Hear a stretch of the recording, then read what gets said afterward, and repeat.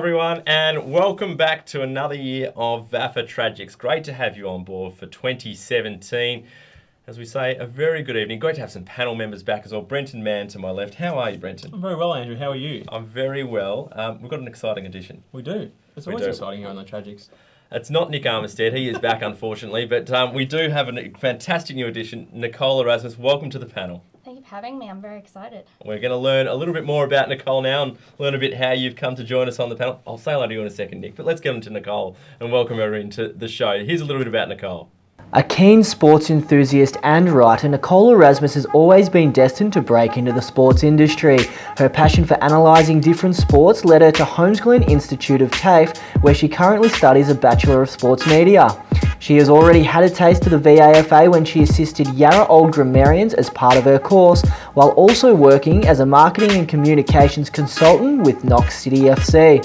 With a very bright future ahead of her, we welcome Nicole Erasmus as the VAFA Women's Football Reporter. Well, great to learn so much about you, Nicole, and we better welcome you, Nick, back to the panel. Good to have you back on board. Thank you, Andrew. It's great to be here. I really look forward to this year with you boys again and, of course, Nicole. It was a momentous year for us last year. It was. Highlighted by this thing that I'm holding in front of me, which is the AFL Victoria Football Media Award for the best, what was it, Nick? Best TV show. It was exciting to win that. It was really exciting. We're up against quite a few good shows, including Croc Media's Off the Bench TV. Ooh. And so, no doubt, I know you boys couldn't make it. I know Andrew was probably on the 16th hole at the time when he actually won. But yeah, it was a fantastic day, and I want to thank you boys, very much deserved for your time. And of course, Will Baum as well, who was Yes, part of the panel Barmy, for a short period last year. And Christian Burgess for one episode. That's right, one ill-fated episode hasn't been invited back, which is probably the right thing, really. So we've touched on the media award. We'll leave that there, which is great. I think it's the second award for the VAFA in the TV category as well, which is exciting that we're getting recognised there. It's been a big off-season, it's fair to say. There's been a lot happening, but none more so than the introduction of the women's competition. Nicole, that's why I guess you're involved in the panel this year. Excited about what you saw from the women's competition? It's exciting for people who want to be in the media, and it's exciting for women in football. I think the uptake's been fantastic, hasn't it? It's been Almost 40 teams. It's exceeded my expectations, and it's provided another pathway for women in football. Definitely. The numbers are just phenomenal. I think 1,300 women are registered to play. To go from 0 teams to 40 teams. 40 teams. In one hit. 35 clubs. Even last weekend for the Lightning Premiership, we had 700 women's players at Sports Cover Arena over 2 days. So did everyone sit around and watch the whole day, or do they sort of come and go over the course of the Well, day? they were there for most of the day, and then obviously you've got to do a few calculations based on points and percentage, so a few were probably forced to hang around while we were calculating sort of stuff, but everyone was there, and the enthusiasm, as you can expect, was a bit of silverware already, the Olgettes, is that right? The Olgettes and Marcelin. So Olgettes won on the first day, yep, and Marcelin on the second, and so they've started pretty well. They're only little trophies, but they've started well. It was a huge weekend of VAFA footy. We may as well get straight into it. Lightning prevented a couple of matches from being completed, 3 matches in total. There was a statement on the VAFA website today about that. Where are we placed with it? And what do we think? So the matches, of course, affected by Morris and Old Melburnians. We had Monash Blues and Ajax, but they managed to come back on and complete their game. We also had Old Brighton and Peninsula playing their game down at Peninsula College, and the final game was Point Cook and UHS. Point Cook and UHS for you. So 3 games that still have the points not confirmed and decided upon. Yeah, there is, and 2 of those games, especially Old Brighton, Peninsula, and UHS and Point Cook, they were blowouts. So I don't think you can really argue that the game could have gone either way at 3/4 time or shortly into the 4th quarter when it was called off. But the game of interest is obviously Old Melburnians and Beau Morris. That was called off with Beau Morris leading by 10 points. They'd kicked a quick goal at the start of the 4th quarter, but Old Melburnians, what makes it a bit interesting, were actually kicking with the wind in that final quarter. So now it'll go to the Football Growth Subcommittee. They'll make a recommendation to the board, who will then make a decision on whether to split the points or to give it to Beau Morris. What's your read on this, Brenton? Well, it's a tough one because it's a very grey area. A game can be called off for Lightning, and when the team is getting smacked. But what's the difference between a team getting smacked and then a team? It's 10 points.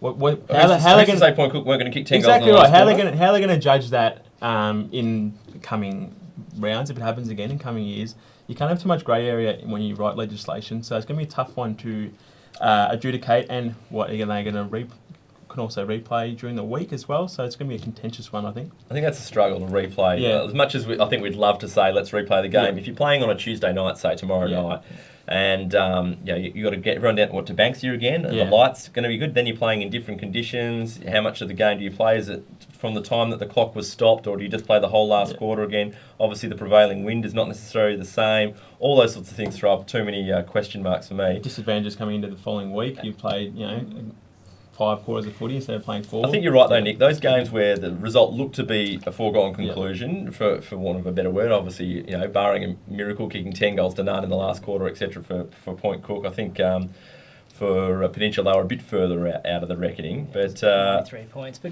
where do you draw the line? Melburnians and Beaumaris, absolutely, you'd be fighting tooth and nail to have the point split. Well, we know that all Melburnians have lodged an application. They want to split the points. But what we need to, and what I think we should be doing, is drawing a line in that maybe at a point in the game, let's call it half time, after that point, it is a game and the score stands. If it has to be called off for any reason, the score should stand after that point of time. And then, so remove all ambiguity and just make it black and white. I don't agree with that at all, because what happens if teams are relying on their fitness? Old Trinity wouldn't have liked that on the weekend when they overran Uni Blacks coming home with a wet sail. Same for Collegians to win their game over St Bede's Mentone Tigers.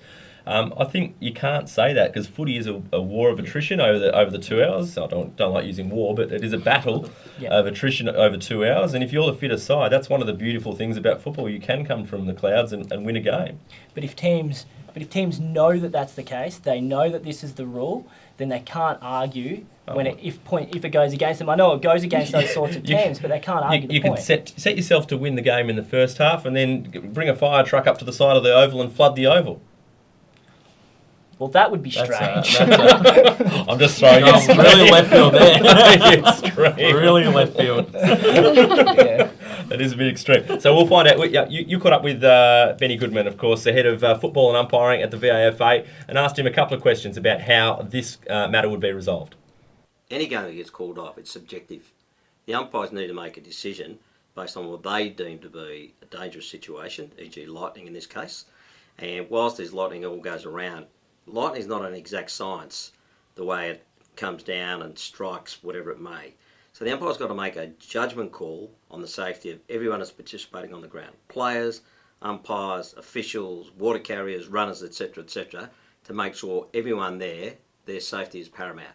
Great to hear from Brian Goodman, and good to see him back again, looking after all things footy and umpiring at the VAFA. Time to move on to our plays of the week. We're going to kick things off. And Nicole, let's go to you. Tell us, what was the play of the week from the opening round of the VAFA women's competition? Well, it was a very exciting week, so it was hard to choose one, but mine would have to be Chiara Moretta kicking a bag.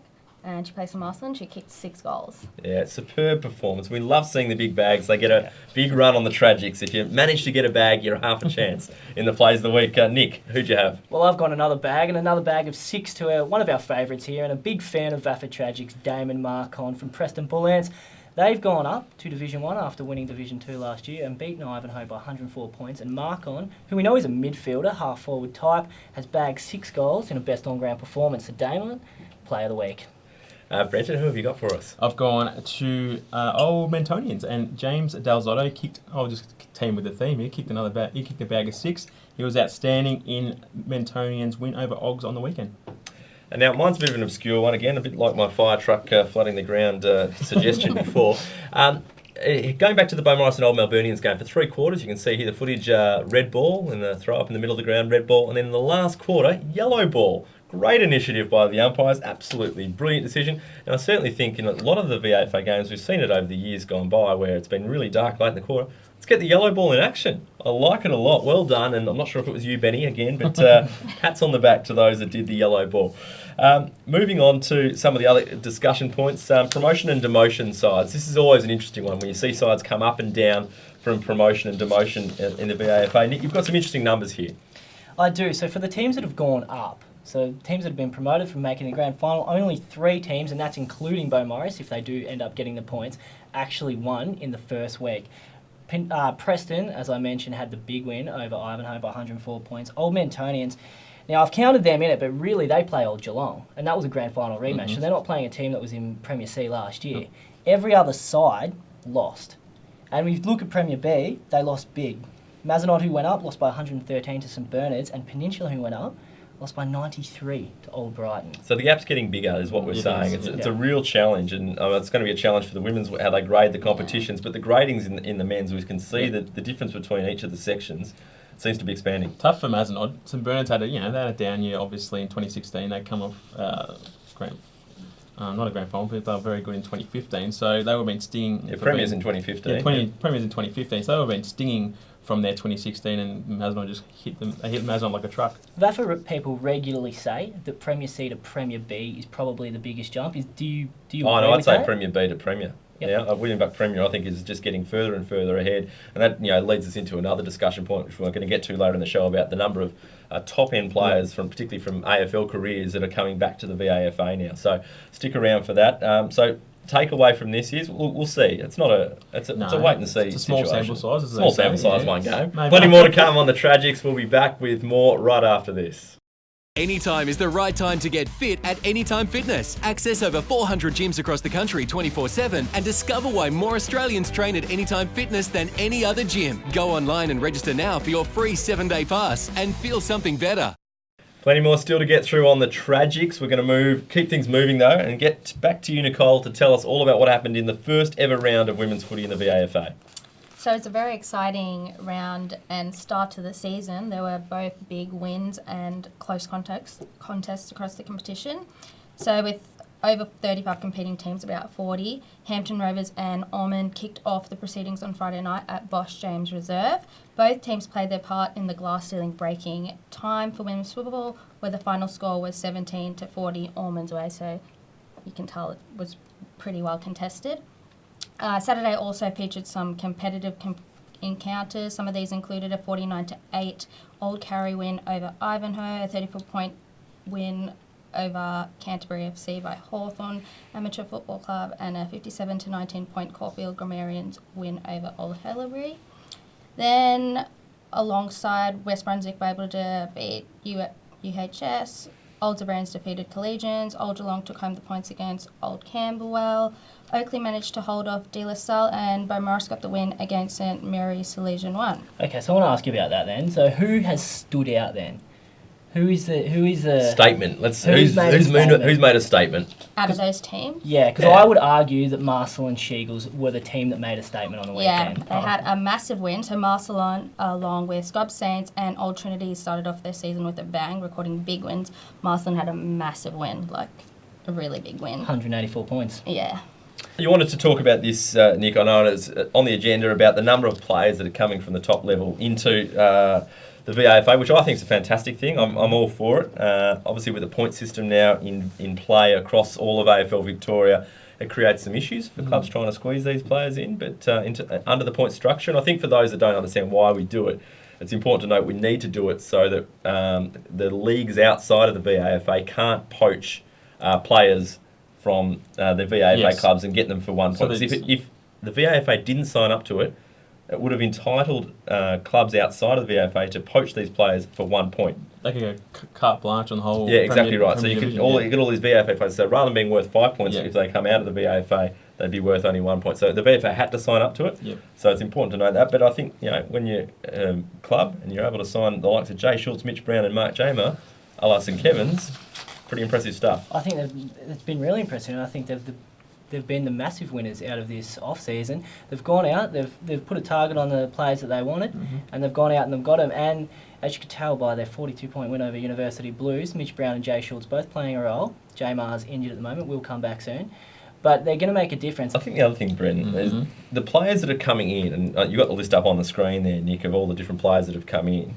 They're the types of players that we've seen over the years always come into the VAFA. The guys that didn't maybe have prolonged careers at AFL level, they've played their 20 or 30 games, been in the system for a while, they come in and they give back to their amateur club or their original old boys club or whatever it might be, their district club. And they're the players that end up being really good players in the comp. So I'm really happy and excited by some of the names on the list. Exactly right. Now, Schultz, Brown and Jamar, how much impact do you think they will have at St Kevin's, given the fact that, obviously, as you said, VAFA is a very fast-paced brand of football. Speed kills in 2017. We saw Old Trinity bang on big bags of goals. Wouldn't they run St Kevin's off their feet, and will the land of the Giants down at St Kevin's, will that maybe hinder them some weeks? I don't think so. Because if you look at who was their best players on the weekend, Nick Wood was far and away their best player, and he's now full-time back at St Kevin's, kicked 3 goals, and he's a running machine. But their better players were all their young guns. Yep. Their young running players from the under-19s maybe last year. I just think their spine's going to be elite. Right, moving on, I want to talk quickly about night footy before we finish things up here. I love the spectacle of looking on the vision of Zavs and D Larcel, although having a look at some of the shots, the shadows on the ground were too dark for mine in certain parts of the ground. So that says to me the lights aren't strong enough when you're getting lights coming from certain directions, and I think that's an issue. I'm not sure how the players on. I'd love to speak to some of the players that played in that game. From a spectator point of view, apparently it was a bit dark on certain sides of the ground, so the lights probably aren't strong enough. But I would love to see more night footy. Same issue last year when they had the night game there with Zavs and Dealer, and it's a big issue for night footy. I think night footy as a spectacle is fantastic, but you've got to get it right, and you've got to have the right lighting. Otherwise, it doesn't look great on vision, and it can be a hindrance to the players as well. Yeah. The other thing is, which I feel for the players, maybe it should be Friday night because they're not getting their weekend started. They're amateur guys, and they don't get their weekend started till 10:30 on a Saturday night, which is tough for some of them. The only other side of that is if you're playing Friday night, then they've got to work a full day before they play. So I'm not sure how that would go as well. We've got through a lot. Hopefully you've enjoyed it, and it's great to be back. Award winners, of course. Just get that in the shot there again. We're going to finish up and say thanks for coming. Or do we tragic take, or do we do that at the end? We'll do that at the end. Rightio. Thanks for watching, everyone. We'll see you again next time on the Tragics.